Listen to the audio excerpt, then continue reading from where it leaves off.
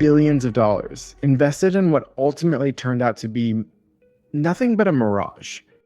Not a real product, not a proven technology, but a narrative. Every year, the world's greatest investors try to predict the future, but sometimes they aren't buying the future, they are buying a story. And when that story collapses, billions of dollars in value vanish right along with it.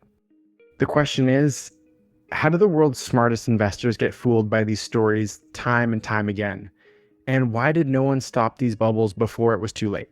In this video, we dive into 4 of the most expensive illusions in startup history, a $47 billion company that made absolutely zero profit, a medical device that was supposed to be the future, but didn't even work, a truck that was claimed to be powered by hydrogen, but in reality, it was simply rolling downhill, driven only by gravity, and a $700 juicer that didn't even need the machine to make juice.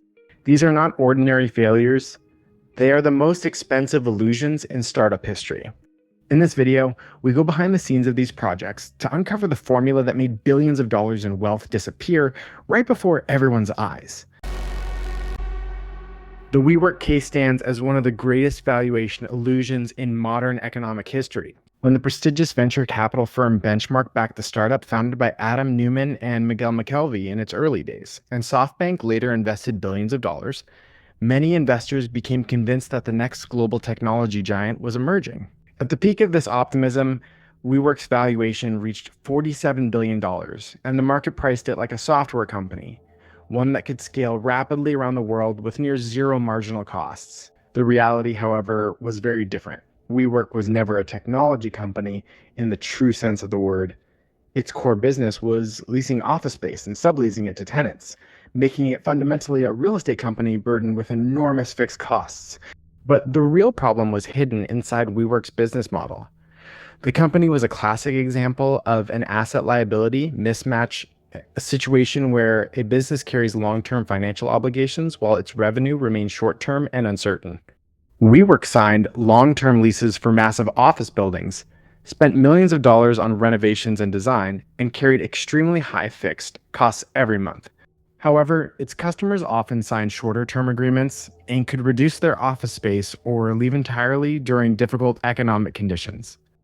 In simple terms, WeWork had the cost structure of a traditional real estate company, but investors expected the growth potential of a technology platform. Yet, a crucial question remains, how did a model so inherently broken not only survive, but driven by eccentric leadership and sheer market greed, rocket to the absolute brink of a catastrophic financial meltdown?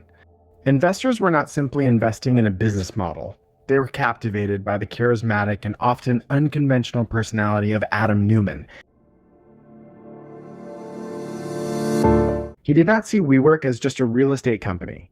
Instead, he presented it as a cultural transformation in the way people live and work, a movement that would redefine human connection. And Neumann spoke about ambitious ideas and promoted slogans like elevating the world's consciousness. Yet behind this inspiring vision, his leadership style and spending decisions raised serious questions. While WeWork was still struggling to achieve profitability, enormous amounts of company resources were directed toward private jets, luxury expenses, artificial wave pools, and personal ventures. This chapter of the WeWork story reveals a powerful lesson. When a compelling narrative becomes stronger than reality, even some of the world's most sophisticated investors can be blinded by the promise of a dream. The story of WeWork is incomplete without mentioning Masayoshi Son, the mastermind behind SoftBank and the Vision Fund.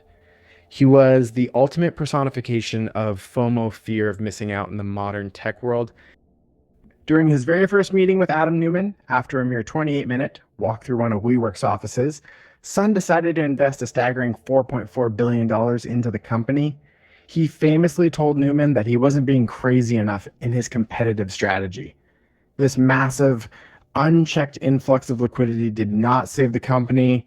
Instead, it acted as rocket fuel that accelerated its eventual crash. While the story often highlights WeWork at its peak $47 billion valuation, the narrative requires looking at where this roller coaster finally landed. When the company attempted to go public IPO in 2019, the mandatory disclosure of its financial documents exposed its fatal flaws. The tech company mask slipped away, revealing a deeply unprofitable real estate venture.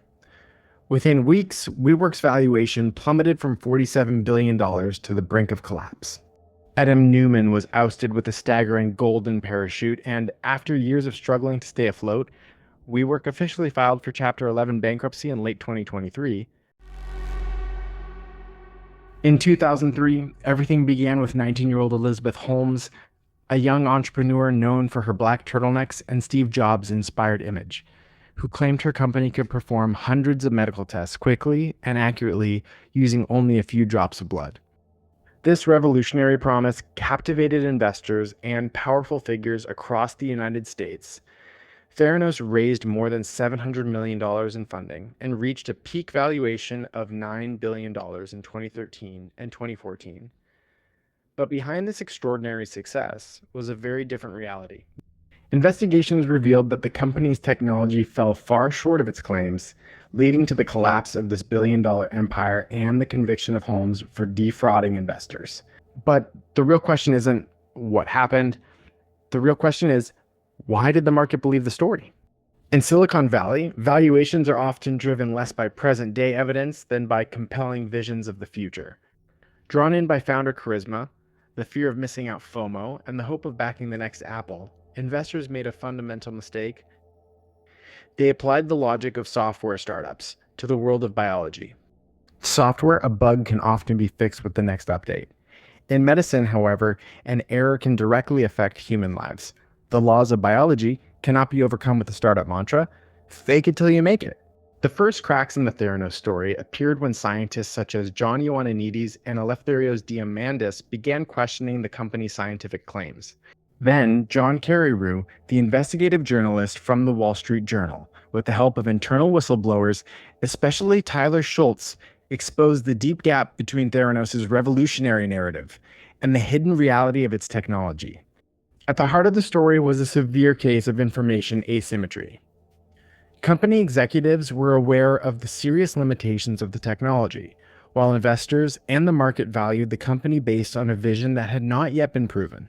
When the truth emerged, billions of dollars in value disappeared because the story being sold had moved far ahead of the scientific evidence.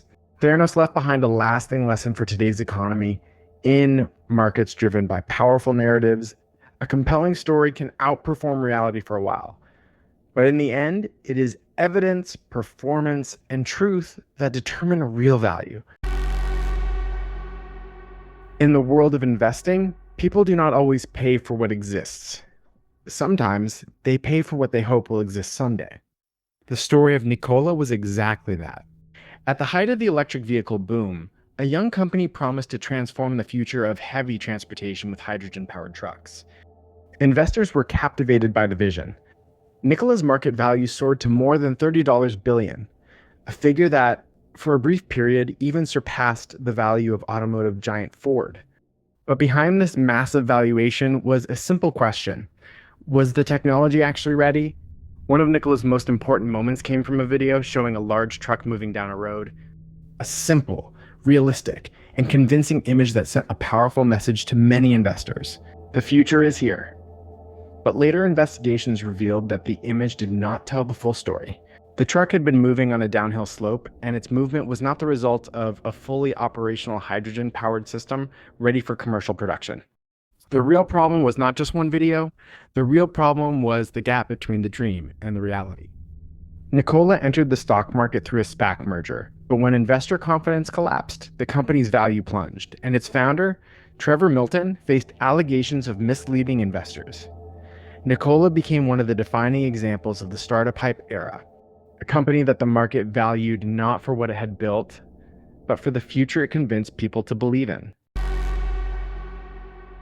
One machine, one bag of fruit, and over $100 million in investment. Nothing about the product changed overnight, but one simple revelation changed the fate of an entire startup.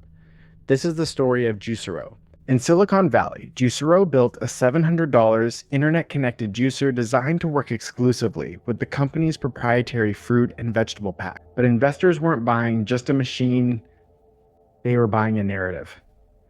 That this technology was the only way to produce truly fresh, high-quality juice. Investors embraced that story, pouring more than $100 million into the company, because in modern markets, a product's value is often driven not only by what it does, but by the story people believe about. Then everything changed with one simple test. Bloomberg reporters set the machine aside and squeezed the same fruit pack by hand. The result? Nearly the same juice. No machine, no internet connection, no sophisticated technology. At that moment, more than a product collapsed. The market's belief collapsed. A simple question emerged. If nearly the same result can be achieved without the machine, what is the real value of the technology? After the report was published, market confidence quickly evaporated. Juicero cut the price of its machine, halted sales, and eventually shut down. This isn't just the story of a failed juicer, it's the story of an economy that sometimes values narratives more than reality. And once trust disappears, even the most sophisticated technology can no longer justify its value. Today, WeWork, Theranos, Nikola, Juicero. 4 different industries, 4 different stories, but one common pattern: when a story moves ahead of reality, the market stops pricing the truth and starts pricing belief. And belief can grow faster than any technology. But these stories are not just about the failure of a few startups. They reveal an important truth about the modern economy. Markets do not need only capital and innovation, they also need transparency, reliable information, and independent verification. Investigative journalists, researchers, and whistleblowers play a crucial role in reducing the information gap between companies and investors, because sometimes a single question can challenge billions of dollars in valuation. And perhaps the most important question today is this: in the age of artificial intelligence, billion-dollar startups, and emerging technologies, which big stories are we accepting today without asking enough questions? Has the market truly learned from the past? Or is the most powerful asset in the modern economy still a compelling story